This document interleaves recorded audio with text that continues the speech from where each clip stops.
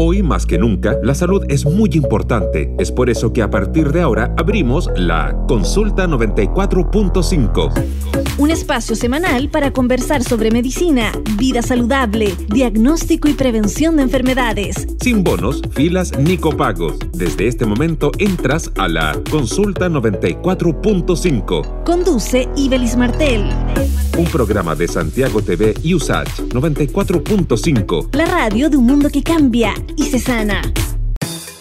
Hola, ¿qué tal? Bienvenidos y bienvenidas a Consulta 94.5, este espacio que abrimos en Radio USACH y en Santiago Televisión para hablar de vida saludable, de salud, de medicina, de tratamiento y prevención de enfermedades, y todo lo hacemos cada fin de semana, ya les decía yo, en Radio USACH y también en Santiago Televisión. Hoy, por ejemplo, vamos a estar hablando de las celebraciones de fiestas patrias porque están a la vuelta de la esquina, pero hoy en particular queremos hablar sobre cómo cuidar nuestra alimentación en los días de fiestas, pero al mismo tiempo pasarlo bien. Además, debemos seguir considerando todas las medidas de precaución para evitar los contagios por coronavirus. Entonces, nuevamente y por segundo año se van a tratar de unas fiestas bastante particulares. Pero hoy día nos vamos a estar enfocando en cómo cuidar nuestra alimentación durante estos días, pero además también pasarlo bien. Y además vamos a estar conversando sobre el cáncer a la sangre. La pandemia por COVID-19 ha tenido un impacto importante en los pacientes con cáncer, sus familiares y sus cuidadores. Y en el caso del cáncer a la sangre es importante el monitoreo de los pacientes con leucemia y con otras enfermedades oncohematológicas. Hoy vamos a saber de qué se trata el cáncer a la sangre y los cuidados que han tenido estos pacientes durante la pandemia. Les recordamos que estamos en santiagotelevisión.cl y estamos en radiosach.cl. También estamos en todas las redes sociales. Estamos en Twitter, en Facebook, en Instagram, en YouTube, en todo el mundo virtual. Somos @radiosach y @santiago.tv, Santiago abreviado. STGO.tv. Y les digo ahí en particular en YouTube porque ahí también se albergan todos los capítulos que hemos tenido de Consulta 94.5 para que ustedes los revisen y también los compartan. Y recuerden además que estamos en Spotify, ahí nos encuentran con el nombre de este programa Consulta 94.5. Además, tenemos un WhatsApp donde ustedes nos pueden dejar sus mensajes, sus preguntas para nuestros invitados e invitadas, y ese WhatsApp es el +569 88815017 +569 88815017. Y habiendo dado entonces todas las coordenadas para que se sumen a esta Consulta 94.5, nos separamos 2 minutos y ya abrimos este espacio para la salud y la medicina. En la Consulta 94.5 escuchamos la voz especializada de la Facultad de Ciencias Médicas de la USACH. Y seguimos haciendo Consulta 94.5 y queremos hablar en esta primera conversación del programa sobre las fiestas patrias, porque es el segundo año en que la pandemia limita de alguna forma las celebraciones, y por ello, ya sabemos, es importante seguir usando las mascarillas, la distancia física y el lavado constante de manos, además de que nuestras celebraciones lo más reducida posible, ojalá solo en familia, al aire libre, porque de esa manera reducimos la posibilidad de contagios por el coronavirus. Pero hoy queremos hablar sobre la alimentación en esta fecha porque la mayoría de la población, y en ello también me incluyo, tendemos a comer un poco más durante los días de festejo. La empanada, el choripán, el asado, el pebre, el terremoto son delicias que se consumen en mayor cantidad durante estos días, y hoy queremos insistir en formas de pasarlo bien y también tener por ahí algunas recomendaciones para cuidarnos durante estas fechas y no salirnos tanto de la dieta que tenemos regularmente durante el año. Y lo queremos hacer, queremos conversar, abrir esta Consulta 94.5 para recibir a Daniela González, nutricionista de la Facultad de Ciencias Médicas de la USACH. ¿Cómo está, Daniela? Bienvenida de regreso al programa. Hola, Ibelis. Muy feliz de estar acá nuevamente. Es que gracias por la invitación. Contentos y contentas de tenerla acá de regreso en el programa y comencemos por ¿cuáles son los errores más comunes que tenemos nosotros al pensar en la alimentación en fiestas patrias? Porque generalmente cuando escuchamos de que alguien va a darnos recomendaciones para estos días, generalmente yo también me incluyo, uno hace caso omiso, no quiere saber nada y sobre todo después de 2 años de pandemia uno quiere de alguna forma también pasarlo bien y para muchos comer rico es una forma de pasarlo bien. Entonces, ¿qué recomendaciones debemos tener en cuenta en estos días?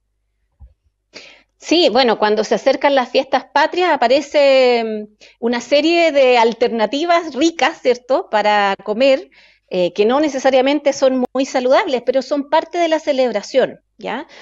A mí siempre me gusta hacer hincapié que tener una vida saludable no significa estar libre de celebraciones y de festejos, se puede celebrar. Entonces acá la clave es tomar decisiones inteligentes. Entre las alternativas que podemos consumir en unas fiestas patrias está, ¿cierto?, la empanada, el choripán, anticucho, sopaipilla, el asado propiamente tal, ¿cierto? Y una serie de otros bebibles también que hacen que vamos aumentando nuestro consumo de energía, ¿ya? Entonces la clave está en organizarse, planificarse y poder pasar, este año tenemos 3 días de fiesta, entonces se puede planificar para poder comer de todas las cosas ricas, pero en una medida que nos permita mantenernos bien, ¿ya? ¿Y cómo lo hacemos, Daniela?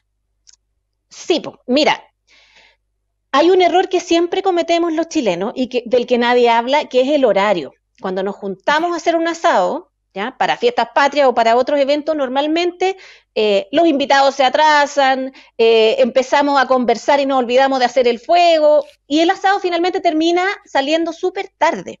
Y ese periodo de tiempo hace que uno, obviamente, sienta hambre y teniendo la opción de todas estas alternativas previas al asado, ¿cierto?, vamos comiendo una horita, un choripán y otra serie de aperitivos, ¿cierto?, antes del almuerzo, y eso entonces que comamos más. Entonces, primera clave, ser inteligente y juntarse una hora adecuada para almorzar, ¿cierto?, comerse el asado a una hora prudente y evitar todo este picoteo previo, ¿ya? Segunda clave, si a mí me gusta todo, que es lo que normalmente le pasa a todos los chilenos, me gusta el choripán, me gusta la sopaipilla, me gusta la empanada, entonces, como en este caso tenemos 3 días de fiesta, ¿ya?, a lo mejor voy a dejar la empanada para el viernes, el choripán para el sábado y el domingo me comeré una sopaipilla, y así disfruto de todas estas cosas ricas, pero con cierta medida, ¿ya? Lo mismo con los bebibles, ¿ya? Voy a lo mejor dejar el ponche para el día 1, el terremoto para el día 2 y la chicha para el día 3, y así entonces no tengo tanta carga energética en un solo día. Fíjate que en un almuerzo de festejo uno puede llegar a consumir 1.500 calorías fácilmente, ¿ya? O sea, casi el 80% de las calorías que una persona necesita en el día, solamente en un tiempo de comida. Entonces eso es lo que hace que finalmente terminamos preocupados porque subimos de peso durante la fiesta. Entonces la decisión inteligente es la clave. Perfecto, entonces distribuir lo que va a comer durante días de festejo. ¿Cuál es el error más común que cometemos entonces durante estas fiestas? Y quizás ahí también usted ya nos adelantaba un poco, quizás es todos los días comer de todo junto. Entonces, ¿cuál es el principal error y cómo evitarlo? Por ejemplo, si nos gusta el picoteo, si nos demoramos en hacer asado, ¿qué podemos incorporar al picoteo que de pronto ahí también baje nuestra ingesta calórica y de esa manera también podamos balancear? Claro, hay picoteos que son más saludables, ¿ya?, que normalmente no son tan frecuentes en fiestas patrias, pero ¿por qué no podríamos, ¿cierto?, incluirlos? Por ejemplo, hacer una brocheta que en vez de que tenga carne, pan y todas las cosas que lleva la brocheta, se puede hacer con vegetales. Tomate, queso fresco, y queda súper rico. Lo que pasa es que uno no está acostumbrado a probar este tipo de picoteos que son más saludables. Ahora, en el almuerzo mismo, si ya me comí una empanada o un choripán, ¿cierto?, cuando llega la hora de almorzar, el plato es súper importante dividirlo en 3 partes. Un tercio va a corresponder a la carne, idealmente, ¿cierto?, que no sea tan alta en grasa. Una carne, un corte que no sea tan alta, un lomo liso, por ejemplo, ¿ya? Y el resto, los 2 tercios, que quedan, ojalá con ensaladas, no con más cereal, porque ya en el choripán, en la empanada, ya comimos masa. Entonces lo ideal es hacer, acompañarlo de ensaladas. Ahora, ¿qué ensaladas yo dejaría para otras fiestas? Porque Sí, hay ensaladas que también tienen un buen aporte, ¿ya? Y como nosotros decimos, no, claro. son ensaladas, comemos nomás. Las papas con mayonesa, ojalá no, ¿ya? Porque Qué pena. son una ensalada que tiene mayor aporte, ¿ya? Y depende de la cantidad de mayonesa que le ponemos también, entonces vamos subiendo mayor aporte. Entonces, ojalá, ideal, las ensaladas que son de hoja, ¿ya? El tomate con cebolla, la ensalada chilena es súper buena, ¿ya? Otro tipo de ensaladas, pero que no correspondan, ojalá, a un cereal como el caso de la papa, ¿ya? Porque ahí ya estamos Ya. aumentando también el contenido calórico. Ahora, el choclito con mayonesa, entonces también hay que dejarlo para otro día, hay que dejarlo para el año nuevo, digamos. Es que el problema ahí sería la mayonesa, en realidad. Si el choclo depende, siempre acuérdate que conversamos, el tamaño de las porciones también es importante. Si yo voy a agregar, el choclo es un buen alimento, la papa también es un buen alimento, ¿ya? El problema es que efectivamente son de las ensaladas que tienen más energía, que aportan más energía. Y como yo ya ese día he estado comiendo bastante más energía que el resto de los días, entonces ideal dejar ese tipo de ensaladas para otra ocasión, ¿ya? Y darle duro a las Perfecto. hojas verdes, a las verduras que son más livianitas. Ya, Oriana nos pregunta, Daniela nos pregunta si en realidad se sube de peso por comer mal o más de la cuenta 2 o 3 días, que es lo que dura generalmente los festejos, aunque algunos, hay que decirlo, lo alargan a la semana, pero porque claro, además que uno empieza a disfrutar porque están disponibles, uno las ve más en el supermercado, todas estas delicias que mencionábamos al comienzo del programa, y al verlas más disponibles, uno también las consume más. Entonces, Oriana pregunta si en realidad se sube de peso por comer mal durante algunos días. ¿Tiene un impacto directo y así de inmediato esto en nuestro físico y en nuestro peso? Siempre se puede, Ibelis. Esa es la mala noticia. Fíjate que para subir 1 kilo de peso, yo necesito comer 7.000 calorías, mi requerimiento, ¿ya? Como yo te contaba, en un almuerzo yo puedo comer 1.500, ¿ya? Y ahí ya estoy, si cuento todo lo que como en el resto del día, ya estoy superando mi requerimiento. Fácilmente en 2 o 3 días yo puedo superar esa cantidad, ¿ya? Entonces, Ya. efectivamente se puede, y lo común es que la gente refiera a subir 2 kilos en fiestas patrias, ¿ya? Alrededor de Ya. 2 kilos. Ahora, la esperanza es que mucho de ese peso también corresponde a líquido, porque todas estas cositas ricas que comemos además tienen mucha sal y nos hacen retener Ya. más líquido. Entonces, no todo el cambio de peso corresponde a estado nutricional, sino que también hay cierto peso que corresponde a retención de líquido producto de toda la sal que estamos consumiendo también. Ya. Así que el Camila, panorama es... sí. No es complejo, sino que más bien hay que poner ojo, como nos decía usted, a cómo distribuimos la comida durante estos días. Ahora, Camila nos pregunta, ¿cuántas empanadas uno se puede comer al día? Si una nada más, o quizás la mitad al almuerzo, quizás la mitad a la 11, y en el caso de las empanadas de queso, ¿cuántas empanadas también? Y pregunta Camila, ¿cuál es el mal menor, la empanada de queso o la empanada de pino? ¿Cuál es la recomendación respecto a las empanadas, Daniela? Ya, súper buen tema, porque es un alimento que consumimos en este periodo bastante, ¿ya? Lo ideal es echar mano a la empanada de pino. ¿Por qué? Porque la empanada de pino tradicionalmente es de horno, tiene una preparación que es horneada. La empanada de queso, normalmente, no siempre, pero es frita, y ahí ya estamos adicionando mucha más energía, ¿ya? Y otros componentes que no son buenos para la salud. El queso también es delicioso, pero también tiene un gran aporte energético. Entonces, tratemos de evitar sobrealimentación durante las fiestas patrias y preferimos la empanada de pino. En cuanto a la cantidad, yo creo que está súper bien darse el gustito con una empanada por día. Ahora, si yo, por un tema de recursos, por un tema de preferencias personales, voy a solamente festejar con empanada, ahí puedo hacer una ¿cierto? Y si no no va a haber asado en la casa, solamente van a empanada, bueno, ahí podré comerme dos, a lo mejor. Depende del tamaño también, ¿ya? Claro. Claro, el asunto es que para muchos la empanada es el aperitivo, así como el choripán, algunos prefieren la empanada como aperitivo al plato principal del almuerzo, y además uno sigue comiendo empanadas para las 11 porque generalmente las familias compran una cantidad que les dure durante la fiesta, entonces el consumo de empanadas es bastante. Pero como nos dice usted, si la gente come carne, por ejemplo, y va a elegir que elija la empanada de pino entonces porque es de horno. Ahora, respecto a los bebestibles, ¿qué ideas, recomendaciones tenemos que tener en cuenta cuando, por ejemplo, aumenta el consumo de los terremotos, que tiene bastante azúcar, y ahí también el consumo en general de bebidas azucaradas? ¿Cuál es la recomendación ahí, Daniela, sobre los bebestibles? Sí, acá, bueno, también la primera recomendación siempre tiene que ser la prudencia, por varias razones, ¿cierto? Sabemos que el exceso de alcohol también desinhibe ciertos comportamientos que pueden terminar en algo difícil, ¿ya? Entonces, primero la moderación, por un tema, ¿cierto?, de seguridad, y segundo, también por un tema de energía, porque el alcohol contiene mucho aporte calórico, ¿ya? El problema es justamente eso, medirse, porque, por ejemplo, una copa de vino contiene aproximadamente 100 calorías, que no es tanto, ¿ya?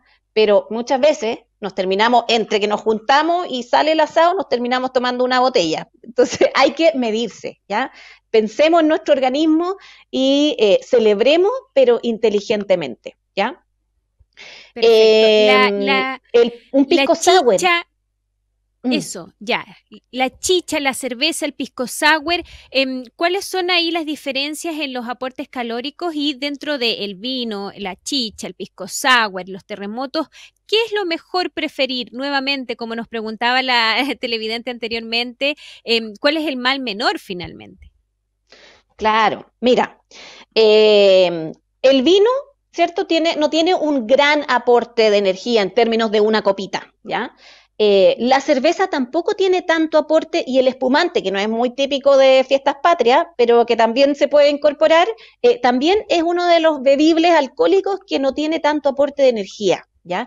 El terremoto, como tú dices, contiene azúcar, el helado y todos esos ingredientes, ¿cierto?, que hacen que sea una bebida súper rica, pero que sí tiene más energía, ¿ya? Más azúcar. El pisco sour, como te contaba, una copita pequeña puede tener 300 calorías, también ahí tenemos harta azúcar, independiente del aporte que ya tiene la bebida alcohólica, que es el pisco, además le agregamos azúcar. Entonces, preferir estas bebidas que son más livianas en calorías.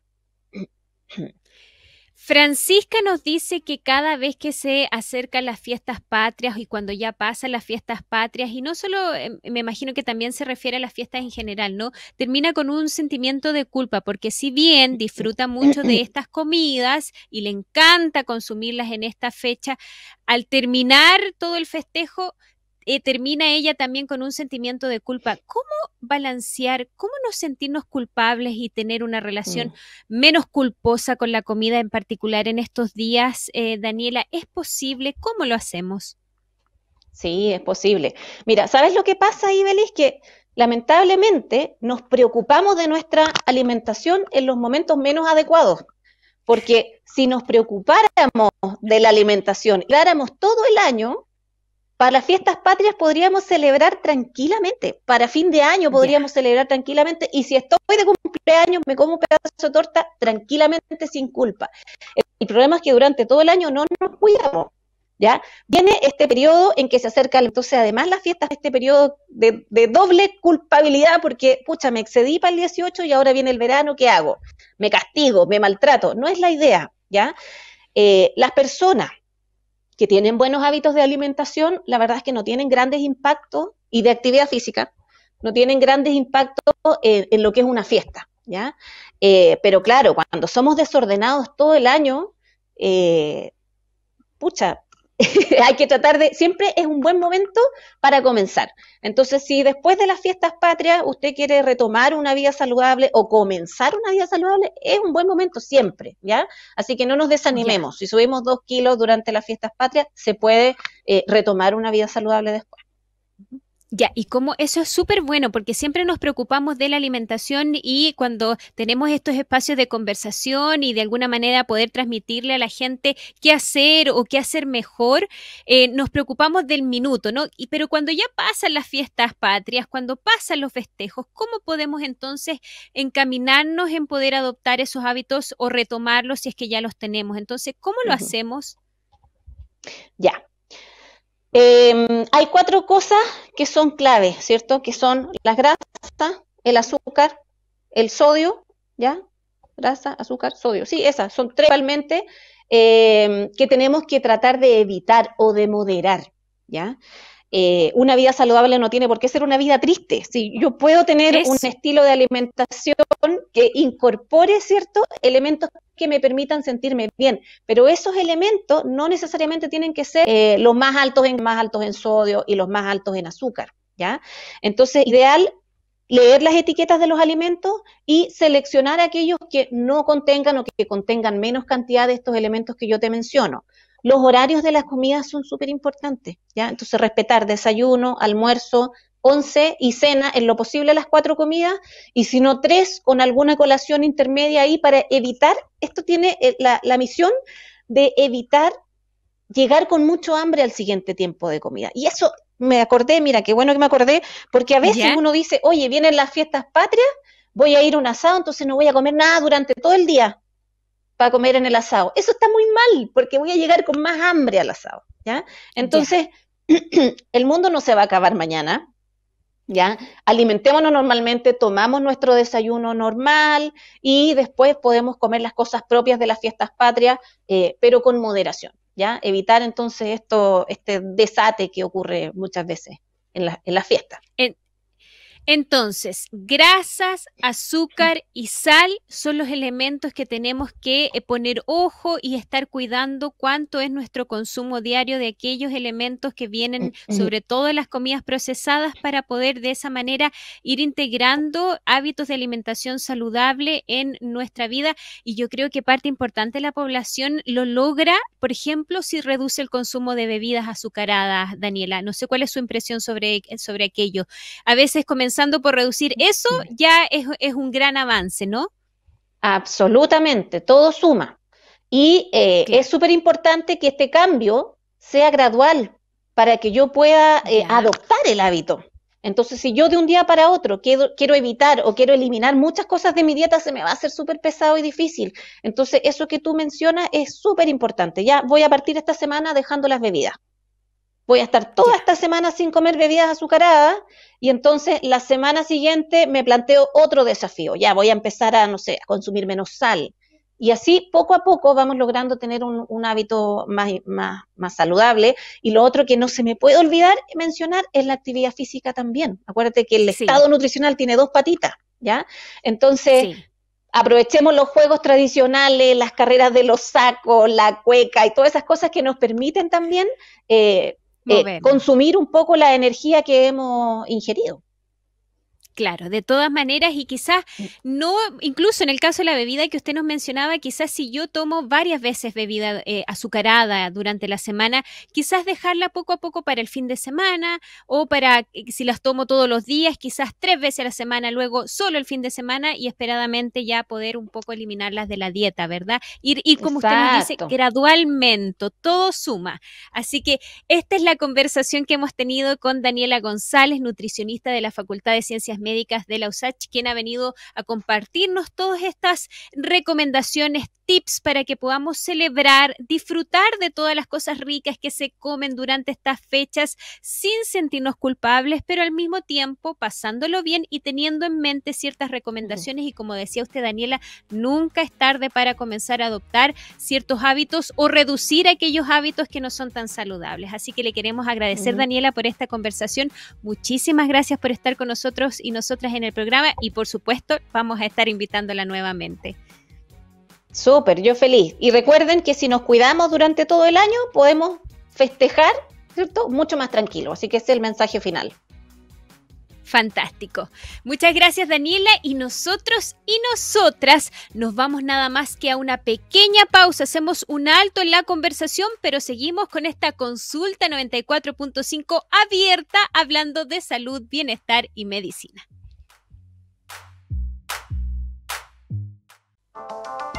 A partir de ahora te recetamos la cápsula informativa. Información relevante para la consulta 94.5. Y seguimos haciendo Consulta 94.5. Recordarles que estamos en todas las redes sociales. Estamos en Twitter, en Facebook, en Instagram, en YouTube. Somos @radiosach y @santiago.tv. Eso sí, Santiago abreviado, @santiago.tv. Y les decía yo, estamos en YouTube porque ahí quedan alojados todos los programas de Consulta 94.5 para que ustedes los puedan revisar y también compartir. Además, este programa, si no nos quieren ver, pero nos quieren escuchar, está en Spotify y en todas las plataformas donde ustedes consiguen sus podcasts. Ahí también nosotros estamos y nos encuentran con el nombre de este espacio, Consulta 94.5, y ahí también pueden escuchar y revisar todos los programas que hemos tenido y también, por supuesto, compartirlos. Recuerden además que pueden bajar la aplicación de Radio Usach y ahí nos pueden llevar con ustedes para todas partes en su celular con la aplicación que la buscan tal cual, Radio Usach. Y les cuento además otras informaciones e investigaciones que se están realizando en torno al azúcar, porque existen varios tipos de azúcares que ingerimos en nuestra dieta, por ejemplo, la glucosa, la fructosa y la galactosa, entre varios otros.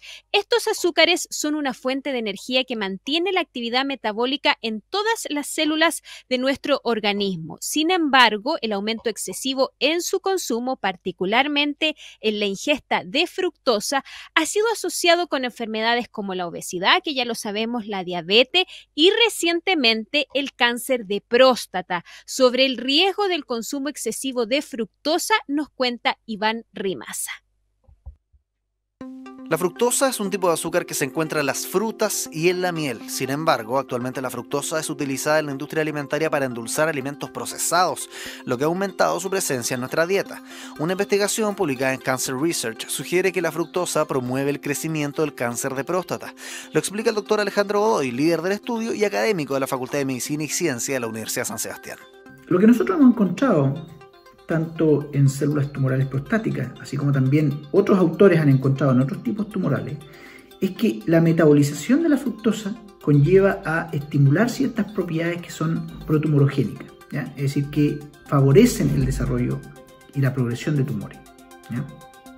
Y lo que hemos visto en particular es que la metabolización de la fructosa estimula la capacidad que tienen las células tumorales de crecer, de dividirse, de formar más células tumorales y por lo tanto de permitir el crecimiento de un tumor, ¿ya? Es decir, que si nosotros utilizamos fructosa en estas células tumorales, estos tumores crecen de manera mucho más rápida. El consumo de fructosa también ha sido asociado con el aumento de obesidad, diabetes, síndrome metabólico y, recientemente, con el cáncer de próstata. El mismo académico explica esta relación. El consumo de fructosa o la utilización de la fructosa por parte de las células tumorales promueve características que determinan agresividad tumoral, ¿ya? Y una de las características que nosotros hemos visto que se estimula o que se exacerba cuando nosotros utilizamos fructosa es la capacidad invasiva que tienen las células tumorales. Es decir, la capacidad que tienen de invadir otros tejidos y por lo tanto formar procesos de crecimiento secundario o también llamado metástasis. El doctor Godoy aclara que la clave es disminuir el consumo de alimentos procesados, por ejemplo, de bebidas endulzadas con fructosa. La cantidad de fructosa que nosotros encontramos, que nosotros podemos ingerir a través del consumo de frutas y de miel, es considerablemente menor a la cantidad de fructosa que nosotros ingerimos a través de los alimentos procesados, ¿ya? Por otro lado, también el consumo de fruta y de miel conlleva también la ingesta de otros elementos que son importantes para nuestro organismo, ¿ya? Por lo tanto, en ningún caso yo llamaría a reducir el consumo de fruta o de miel, pero sí pondría un énfasis importante en el consumo de alimentos procesados, principalmente aquellos que son endulzados con altas cantidades de fructosa. Según explica el mismo académico, el cáncer es una enfermedad multifactorial que ataca a las células normales de nuestro cuerpo, transformándolas y haciendo que proliferen de manera descontrolada. El consumo exacerbado de fructosa ha sido asociado además con el cáncer gástrico y pancreático. Y seguimos haciendo Consulta 94.5. Hoy queremos saber y conocer sobre la magnitud y consecuencias del cáncer a la sangre en Chile. Existen diversos tipos de cáncer a la sangre, pero las leucemias están entre las más frecuentes, especialmente la de tipo linfocítica crónica. Ya vamos a estar conversando de qué se trata. Son difíciles de diagnosticar porque sus síntomas tienden a ser, dicen los expertos y los especialistas, heterogéneos e específicos. De acuerdo a las últimas cifras publicadas en el reporte GloboCan en 2020, la incidencia en Chile fue superior a los 1.300 casos nuevos de leucemias. Hoy queremos saber más de esta enfermedad, en particular en tiempos de pandemia, y para ello ya nos acompaña la doctora María de Los Ángeles Rodríguez, hematóloga y actual presidenta de la Sociedad Chilena de Hematología, SOCHIEM, quien ya les decía yo, nos está acompañando aquí en el programa. Bienvenida, doctora. ¿Cómo está usted? Muy bien, gracias. ¿Cómo estás? Gracias por estar aquí con nosotros y nosotras en este espacio Consulta 94.5, y comencemos poniendo un poco el énfasis en por qué debemos poner atención a la ocurrencia de este tipo de cáncer a la sangre, en particular en nuestro país. ¿Cuál es su magnitud? ¿Por qué es importante hablar del cáncer a la sangre en Chile? Bueno, son enfermedades complejas. Las leucemias las podemos dividir en leucemias agudas y crónicas, que tienen una evolución un poco diferente y tienen también una incidencia por edades distintas. Las leucemias agudas, por ejemplo, las linfoblásticas agudas, hay un grupo importante que se desarrolla en niños pequeños. Las leucemias linfáticas crónicas son más bien de la edad adulta, de la edad más avanzada, sobre los 50 años en su mayoría. Tenemos la leucemia mieloide aguda, que se puede presentar a cualquier edad, más frecuente en adultos en edad mayor, y la leucemia mieloide crónica, que también se puede presentar en cualquier edad, pero la mayor frecuencia en Chile, según el registro que está haciendo nuestra sociedad, la edad promedio de diagnóstico es alrededor de los 47 años. Todas estas son enfermedades complejas, con cursos distintos. Las agudas requieren de un tratamiento inmediato. Las crónicas también son de importancia de ser tratadas en forma precozmente, pero como el nombre lo dice, la evolución tiende a ser más crónica, o sea, más prolongada en el tiempo. En las agudas se debe hacer un tratamiento intensivo de inmediato una vez que se hace el diagnóstico. Perfecto. Ahora, ¿por qué le llamamos a todos estos tipos que usted nos ha mencionado y explicado cáncer a la sangre? ¿Cómo se detecta? ¿Cómo se diagnostican? El tema es complejo, tal como usted lo decía muy bien en la introducción. Muchas veces los síntomas son inespecíficos. Las enfermedades de la sangre pueden evolucionar, digamos, las agudas. Habitualmente lo que presenta el paciente al diagnóstico puede tener fiebre, puede tener sangrado por caída de las plaquetas, o tener incluso algún síntoma neurológico si el recuento de glóbulos blancos sube mucho. En las leucemias crónicas, muchas veces, por ejemplo, en la leucemia linfática crónica, el paciente puede pasar un buen tiempo sin que se le haga el diagnóstico.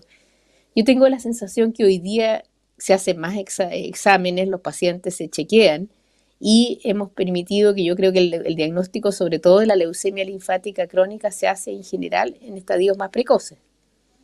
Yo creo que hay más conciencia dentro de los médicos para detectar eso. Sí, perfecto. Entonces es labor del médico poder detectar y pesquisar este problema, pero ¿hay algún síntoma que uno pudiese decir esto quizás podría ser algún problema relacionado a la sangre? ¿Hay algo que uno pueda de alguna manera entender o tener como luz para poder saber si aquí hay un problema o alguna complejidad que podamos estar teniendo en nuestra sangre? Es bien complejo. Yo creo que lo más característico que a uno le indica que algo pasa en la sangre es la presencia de sangramientos espontáneos o lo que se llaman petequias, que son pequeñas manchas rojas en la piel, que son planas, no levantadas, o hematomas sin un golpe, que a uno lo pueden hacer pensar que algo está pasando, y habitualmente eso corresponde a la baja de las plaquetas, que tienen que ver con la coagulación de la sangre. Los otros síntomas, por ejemplo, las infecciones, que también se pueden dar en pacientes con leucemias agudas, y eso debido a la baja de los neutrófilos, que son los glóbulos blancos que nos defienden fundamentalmente de las bacterias, son algo más bien inespecífico. Tal vez lo más llamativo para uno así a simple vista es la presencia de sangramientos inexplicados de estas pequeñas hemorragias en la piel que no tienen una explicación clara. Sergio nos pregunta si la anemia tiene alguna relación o implica algún riesgo de padecer en el futuro leucemia. ¿Hay ahí algún componente que uno pueda relacionar o no tiene nada que ver? Ese es un tema bien interesante y qué bueno que me lo preguntas, porque muchas veces los pacientes llegan muy asustados, digamos, porque piensan que la anemia va a evolucionar a leucemia. Existen muchos tipos de anemia. La mayoría de las anemias, las más frecuentes, que es la anemia por falta de fierro, muy frecuente en las mujeres, sobre todo en edad fértil, por sangrado menstrual, los embarazos, esas no tienen ningún riesgo de evolucionar a leucemia. Tampoco la anemia perniciosa por falta de vitamina B12. Hay otras anemias que se asocian a la insuficiencia renal, a enfermedades crónicas, pero sí hay un tipo de anemia que se considera que corresponde a estados que se pueden llamar preleucémicos, que son las mielodisplasias. Las mielodisplasias son un tipo de anemia, digamos, que cursa habitualmente en personas de más edad, en que no hay déficit de ninguna vitamina, sino que hay un tema en la médula donde se empieza a producir, hay una falla en el proceso de maduración. Hay distintos tipos con distintos riesgos de evolución a leucemia, pero esa realmente es el único tipo de anemia que puede evolucionar a una leucemia y no es la anemia más frecuente. O sea, no todo paciente con anemia va a tener riesgo de tener una leucemia en el futuro. Perfecto. ¿Y cuáles son las causas? Usted ya nos adelantaba ahí algunas de las causas que provocan que uno pueda desarrollar algún tipo de cáncer a la sangre, de llamado cáncer a la sangre, pero ¿hay alguna causa que tenga que ver quizás con la forma en que nos alimentamos o con herencias que podamos traer, genética? ¿Cuáles son las causas o cuáles son los factores de riesgo que implican que una persona pueda desarrollar este tipo de problema versus otra que no lo desarrolla? Desgraciadamente en eso no tenemos mucha información. No hay una tendencia hereditaria. Lo que sí se conoce y se sabe, lo único que es claro que pacientes que han recibido previamente quimioterapias o radioterapia pueden tener un riesgo mayor de desarrollar leucemias en el futuro. Pero no existe otro tipo de factores. También hay una cierta mayor frecuencia de leucemias en pacientes con síndrome de Down. Pero en general, factores nutricionales o ambientales. Yo hace años, digamos, dentro de mi formación estuve unos años en Inglaterra y allí se hizo un estudio muy interesante en un grupo que estudiaba leucemias que nunca he vuelto a oír del tema, que era un poco, habían estudiado en distintos territorios radiación doméstica, en la Tierra, digamos, la presencia de radiación y que eso lo asociaban con mayor frecuencia de ciertos tipos de leucemia. Nunca más, esto hace muchos años, nunca más he vuelto a escuchar del tema, pero potencialmente pudiese ser también algún factor que pudiese influir. Estamos conversando con la doctora María de los Ángeles Rodríguez, hematóloga y actual presidenta de la Sociedad Chilena de Hematología, SOCHIEM, a propósito del cáncer a la sangre, los distintos tipos entonces de cáncer que puede desarrollar una persona a distintas edades, usted nos decía, doctora, y ahí tampoco uno puede establecer alguna relación que diga cuando uno es niño es más riesgoso esto, o cuando uno es adulto esto es más riesgoso. Simplemente ocurren a lo largo de la vida, ¿no? Y uno ahora puede no desarrollarlo, pero eso no es garantía de que si uno no tuvo este problema cuando niño, no lo va a tener como adulto tampoco, ¿verdad? Exacto, y de hecho en la edad adulta en general va aumentando el riesgo. O sea, se ha demostrado una cosa en los últimos años que es bien interesante, y es lo que se llama, tal vez difícil decirlo, la hematopoiesis clonal. Vale decir que vamos desarrollando en la medida que envejecemos ciertas poblaciones de células precursoras de la sangre que pudiesen dar origen a una leucemia, y eso claramente vemos que con la edad el riesgo va aumentando. Perfecto. Francesca dice que uno de sus sobrinos tiene leucemia y ha sido muy complejo este periodo de pandemia por el miedo constante que hay en la familia al contagio y lo que eso puede significar. Que su hermana está muy agotada. ¿Alguna recomendación para los cuidadores de pacientes con este tipo de cáncer durante la pandemia, doctora? Nos pregunta Francesca. Sí, ese es un tremendo tema. O sea, la verdad es que yo creo que para los cuidadores también ha sido extremadamente difícil estar siempre luchando contra el riesgo de una infección por COVID, que realmente los pacientes que están con tratamientos de quimioterapia inmunocomprometidas tienen un riesgo mucho más alto. Y se requiere no solamente el cuidado del paciente, sino que de todo el entorno familiar, que nadie vaya a infectarse para poder evitar, digamos, contagiarlo a él. Y eso es muy importante porque en el fondo muchas de las infecciones que nos ha tocado ver, y tenemos pacientes que incluso lamentablemente han fallecido, se dan en el entorno familiar, así que ese es un tema importantísimo. Entonces, cuidarse, el entorno familiar, no contagiarse para finalmente actuar como un bloque de protección contra quien tiene la enfermedad. Ahora, ¿alguna recomendación, aprovechando la pregunta de Francesca, doctora, alguna recomendación en términos emocionales para los cuidadores? Porque es una enfermedad compleja y que cuando uno sabe de su diagnóstico en uno o en algún familiar, se lleva con mucha angustia, uno piensa que el pronóstico tampoco es favorable, entonces, ¿cuál es la recomendación en lo emocional para los cuidadores? Y luego le pido también que hablemos del pronóstico de esta enfermedad. ¿Cómo evoluciona generalmente? A ver, para los cuidadores es un tema muy fuerte, es muy duro. Yo creo que para cualquiera de nosotros que se enferme un hijo es extremadamente duro. Y existe en muchos de los servicios de hemato-oncología psicólogos especializados en esto que se llaman psico-oncólogos, que ayudan y dan el apoyo emocional a los familiares, y eso es muy importante. Esta es una enfermedad que no solamente afecta al paciente, afecta a todo el entorno familiar, y la verdad que se necesita trabajar con la familia. Eso creo que es importantísimo y es un tema que se le debe dar toda la relevancia y la importancia que requiere. Se requiere un apoyo enorme. No es fácil sobrellevar esto. Ahora, en cuanto Entonces, asumir que lo que uno está viviendo es complejo, o sea, uno no tendría por qué asumirlo de otra manera necesariamente, y por lo tanto hay que buscar ayuda para el cuidador también.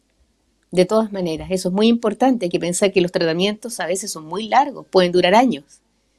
Y la verdad que sobrellevar esto durante periodos largos es muy duro.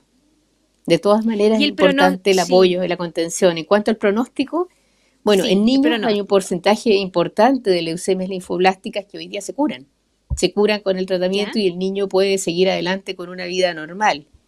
En aquellas que tienen un pronóstico más complejo, más reservado, existe siempre la opción del trasplante de médula, que llamamos progenitores hematopoyéticos, que también ayuda, digamos, a producir un porcentaje de curación importante, tanto en niños como en adultos.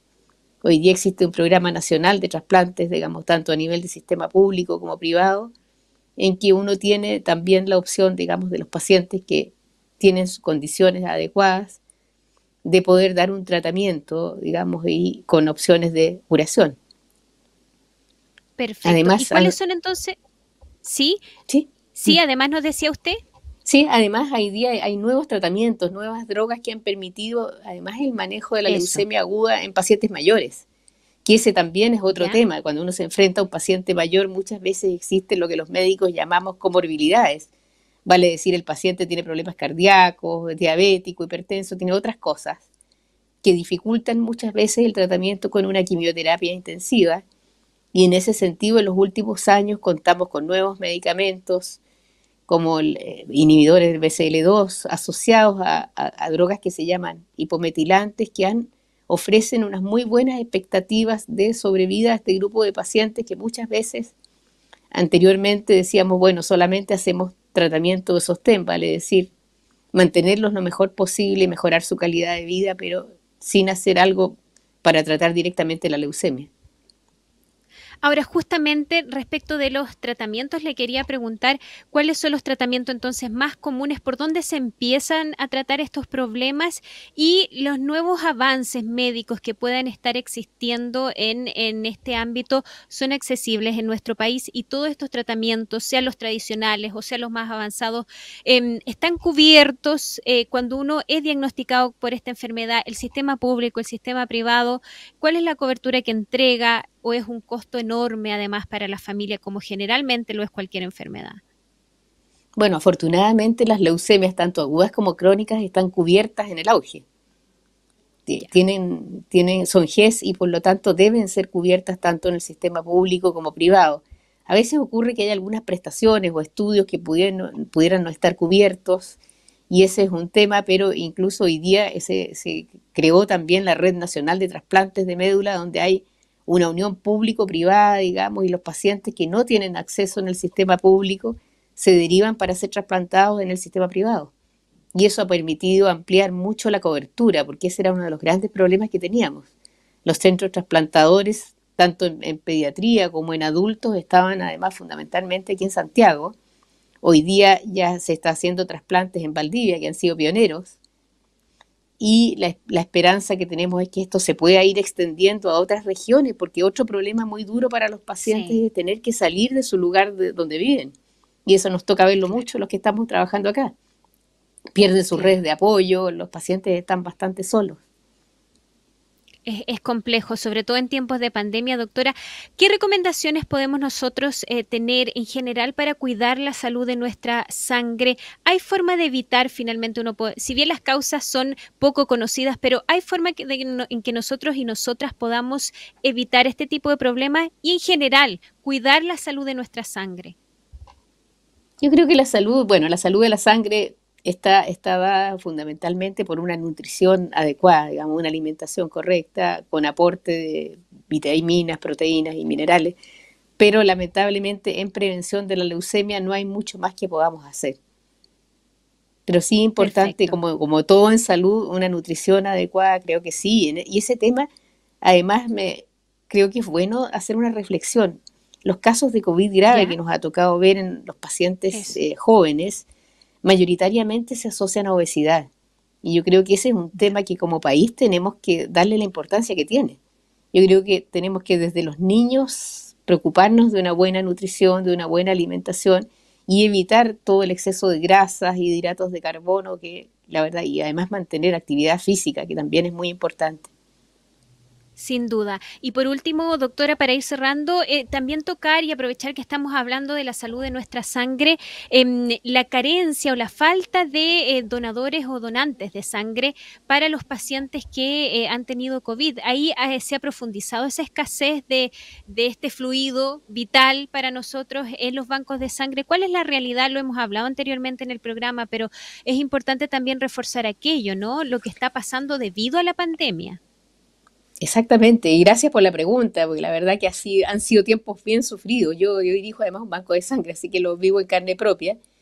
Y vivimos, yo creo que varias etapas. Una primera etapa de mucho temor de la gente de donar sangre por el miedo a contagiarse. Se implementó una serie de medidas que es lo que se llama agendamiento. La gente ahora pide una hora para que no se junten muchas personas en las salas de espera. Se desinfecta todo entre donante y donante. Y hemos enfrentado, yo diría que probablemente desde que bajó la primera ola, un aumento de la necesidad de transfusiones, porque además nos dimos cuenta que hay pacientes que no pueden esperar. Y de los pacientes que no pueden esperar son las leucemias, y hemos tenido que seguir tratándolos, seguir haciendo trasplantes en los pacientes que tienen indicación, con una gran necesidad de sangre y con muchas veces dificultades. Lo mismo que yo le decía, pacientes que no son, digamos, de Santiago y que vienen a trasplantarse, no tienen donantes. Un paciente trasplantado puede requerir muchas plaquetas, lo mismo que una leucemia aguda. Por lo tanto, yo creo que como país tenemos una deuda enorme, que es la deuda de ir a la donación voluntaria 100%. La Organización Mundial de la Salud hace muchos años, digamos, tiene esta meta. Hay muchos países que lo cumplen. Nosotros en Chile estamos alrededor de un 35% de donación voluntaria. Y creo que eso es una cosa muy importante que tenemos que enseñarles a los niños desde pequeños. Y esto es un gesto solidario. Nosotros podemos dar vida y creo que no hay cosa más linda que poder dar algo en favor de otro y poder ayudar a salvar una vida. Muy rápidamente, doctora, los requisitos principales para ir a donar sangre y uno puede pedir hora o puede ir simplemente al banco de sangre más cercano que uno tenga, ¿no?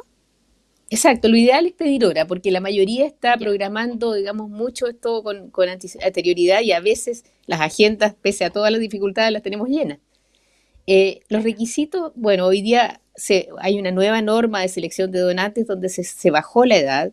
Hoy día se puede donar a los 17 años, pero con una autorización escrita de los padres o del tutor.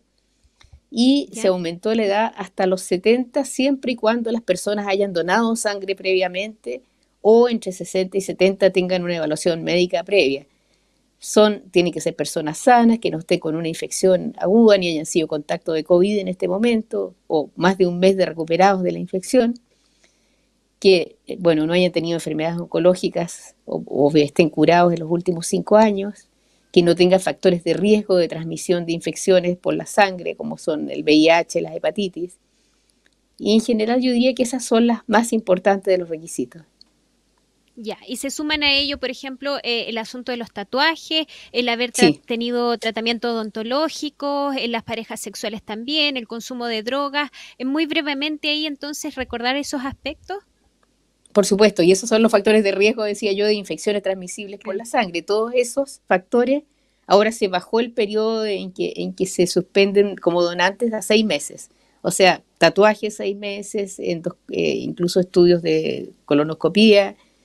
Las personas que han cambiado de pareja en los últimos 6 meses no pueden donar. Se ha transcurrido más de 6 meses y en eso es muy importante también la honestidad del donante, porque todos los estudios microbiológicos que hacemos a la sangre tienen lo que se llama periodos de ventana, que son periodos en los cuales pudiésemos no detectar la infección y transmitirla. Por lo tanto, ahí también es un tema muy importante de que el futuro donante nos diga siempre la verdad. Perfecto. Esas es entonces las recomendaciones que nos deja la doctora María de los Ángeles Rodríguez, hematóloga y actual presidenta de la Sociedad Chilena de Hematología, SOCHIEM, con quien hemos hablado del cáncer a la sangre, los distintos tipos de cáncer a la sangre que existen, la importancia de su detección y tratamiento, por supuesto, y además lo clave que está haciendo ahora en pandemia ir a donar sangre si uno cumple con los requisitos para ser donante, y es cosa uno de googlear en internet, buscar el banco de sangre más cercano, ahí están todos los requisitos para donar sangre en el país, pedir hora y colaborar, en particular en esta situación en que estamos en pandemia, doctora. Muchas gracias por este contacto y que tenga un bonito día. Chao, chao. Muchas gracias. Adiós. Chao.